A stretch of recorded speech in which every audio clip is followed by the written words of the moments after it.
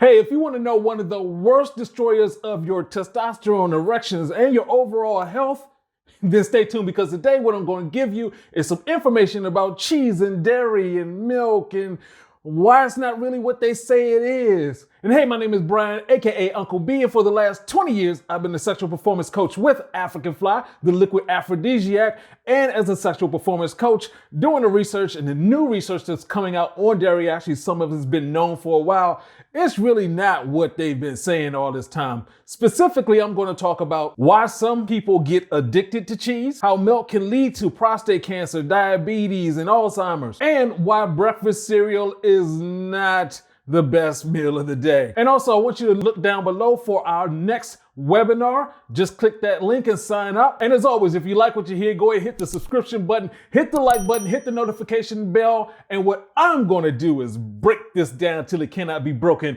anymore.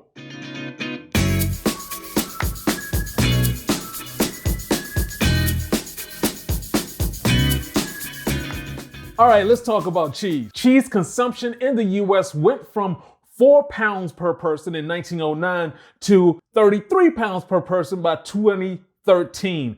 And part of this dramatic shift is because the government helped the milk manufacturing lobbies to get into the restaurants, the fast food restaurants. And that's the reason why you have such a push on products like Cheddar Lover's Bacon Burger, Chicken Cordon Bleu from Subway, and of course, Pizza Hut's Ultimate Cheese Pizza. So we now have cheese all around us on every meal, everywhere we go. Now, what is cheese? Cheese is made from cow's milk, plus you add in bacteria for fermentation, and you add in rennet, which is a little bit too disgusting for me to describe, but just trust me, you don't want this in your milk. But what it does, because you have that fermentation, it helps solidify the milk into cheese. The issue is, now that you have this bacteria, you have to get it off with salt. So they add a generous amount of salt to the cheese to kill the bacteria so the cheese doesn't just become mush. What this leads to is cheese being 70%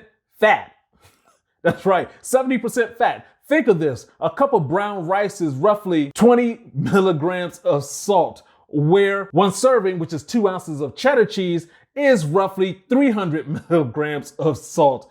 And Velveeta, that cheese food, 800 milligrams of salt. It's crazy. Now, unlike you, I grew up on cheese, even had some of that government block cheese that wouldn't melt. Love cheese, cheese pizza, everything. Then one day after going out clubbing, it was like, hey, let's go ahead and get something to eat before we head back. Went and got a big New York slice, ate that, and the next morning, it was not a cute thing at all. I was, yeah, I don't even want to remember that. Point is, if you're consuming cheese, it can get to you at some point in your life. Now, cheese can be addictive because it is the perfect combination of things that can addict you. 1, it's got a lot of fat. 2, it's got a lot of salt. And 3, it has casomorphin. Casomorphin is like heroin, it's like painkillers, like morphine. And basically what happens, your brain has receptors for casomorphin, and it mimics that pattern of being addicted.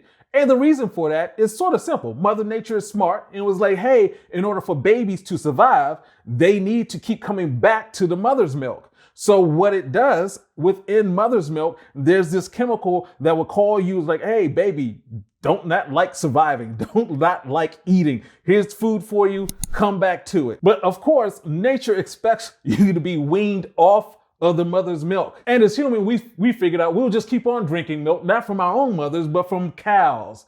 What? So if you're hooked on cheese, you're sort of like a baby calf hooked on mother's milk. And nah, it's hard to leave mommy. All right, let's go ahead and talk about dairy. Dairy is just milk products. I'm not sure why people add eggs into that. Maybe because it comes off of a dairy farm, but those are two separate things. So dairy started in Northern Europe about 7,500 years ago. So you have to think about it. Humans have been on this earth for 200,000 years. And so roughly 4% of the time we've been drinking milk. That is the reason why 65 to 75% of the world is lactose intolerant. They can't absorb the milk.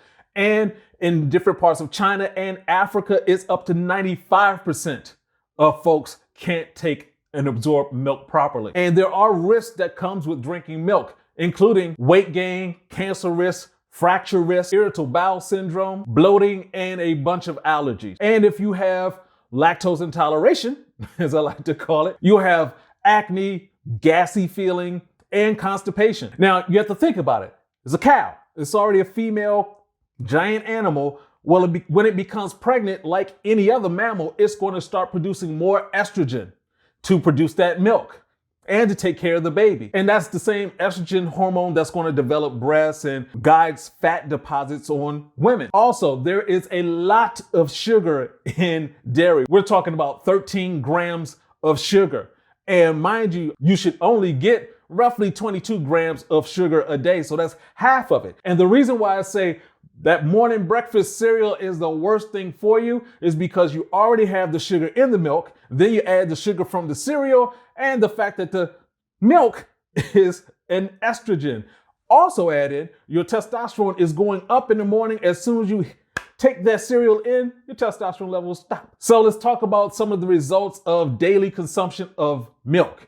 And if you're looking to have a baby, that's not a good look because milk lowers sperm count. If you have diabetes, all the fat from the cheese is stopping your cells from operating correctly, throwing off your insulin and your glucose. And if you're worried about prostate issues, prostate cancer, well, it has been shown that milk causes prostate issues. Yeah, that hormone from the giant cow. Countries with the highest milk consumption also have the highest rate of prostate cancer. And milk consumption is also linked to Alzheimer's. Plus you throw in, there was a study of a group of boys who drank milk and within an hour their testosterone levels dove. Now let's be clear, that whole thing about milk makes your bones stronger, there is no evidence of that. Harvard researchers went looking for where is this evidence that says milk makes your bones stronger and is healthy for you. And the last piece, the average cup of milk actually has 60 anabolic hormones.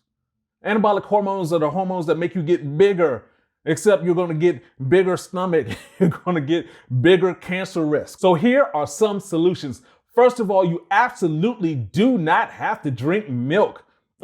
That is not necessary for a healthy body. As far as the calcium, the B12, the vitamin D, you can get all of that from eating green leafy vegetables and also getting vitamin D from just being in the sun. There are plenty of plant-based milk substitute products out there. We're talking from almonds, we're talking from cashews, oats, hemp, and more. There are also plenty of plant-based cheese alternatives.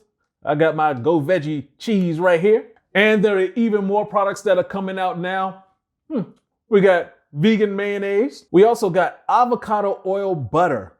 I mean, it actually tastes good. Add it to your meals, you really can't tell the difference. Plant-based foods are the fastest growing segment in your local grocery stores, so start looking for them. Now, mind you, I always say this, vegan, even plant-based processed foods are still processed. They're not perfect. There's still some issues, but they are a gateway to get you off of using what you've just been used to, which is milk and cheese. I do want to throw in, when people say that grass-fed cows are better than feedlot cows, well, that's sort of like saying that cocaine is better than crack. Now, that's true, but so in conclusion, cheese is 70% fat. Cheese is addictive because of that fat, that salt, and that casomorphin. Milk in and of itself is an estrogen-packed sugar drink. Daily consumption of dairy can lead to type 2 diabetes, Alzheimer's, and prostate cancer, and many more things. There are plenty of plant-based alternatives that you can start using now. So the question of the day is, are you addicted to cheese? Have you ever been addicted to cheese and have you gotten off of it? Leave your comments below and please remember to sign up for the webinar we have coming up next. And as always, if you like what you heard, go ahead and hit the like button, hit the subscribe button, hit the notification bell, and make sure to check out the next videos that we have around here. And as always, this is Uncle B saying, get your game up. Peace out.